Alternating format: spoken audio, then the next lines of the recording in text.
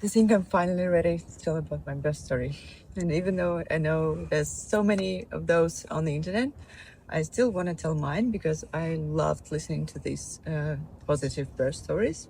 And it actually inspired me more and helped me to feel more excited about my labor and birth. Also, my labor and birth experience were pretty positive from my point of view, so I decided to share it, hoping that it might help someone else to feel more confident and comfortable about their upcoming birth as well. One of the most fun parts is that my labor actually started exactly on my due date, just 1 hour after the date started. Previous night, I actually went to swim, and I actually remember saying to my friends that it's probably my last time swimming when I'm pregnant.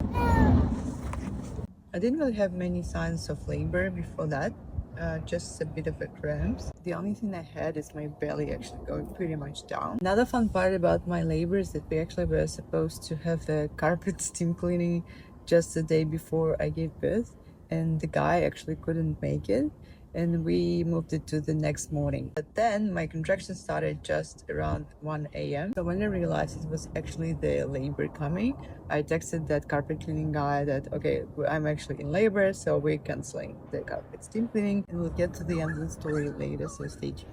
Once I felt the contractions, they actually started to be pretty intense from the very beginning. And even though I tried to believe it's not the thing, I kind of understood that it was real almost immediately. So I started using the TENS machine and started also counting my contractions with the app. Only in about 1 or 2 hours, I just realized they're happening quite often. So we decided to go to the hospital.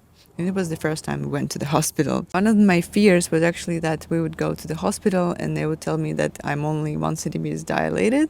And it was already pretty painful. But the worst case scenario, we would go just back home and wait there for a bit longer. Because in Australia, you're actually supposed to be in pretty active labor when you get to the hospital so you can get to the birth unit. Arrived, waited for the midwife. She asked a couple of questions, which I obviously don't remember. And by the way, I actually don't really remember much. My husband remembers a lot more than me. The midwife checked me, and obviously it was just 3 centimeters, which actually was better than one, but still not as much as ideally I would want. They also started to put the CTG belt on me, and I just realized I'm really not comfortable with that, going through the contractions and being monitored. So I was pretty much happy about going back home because they suggested us to just walk around the hospital and wait a bit and then get back. But considering we live only about 10 minutes away from the hospital, I was really keen on going back home. And at that point of time, I didn't think of anything better than just texting that carpet cleaning guy saying that, okay, we're back to schedule our carpet steam cleaning.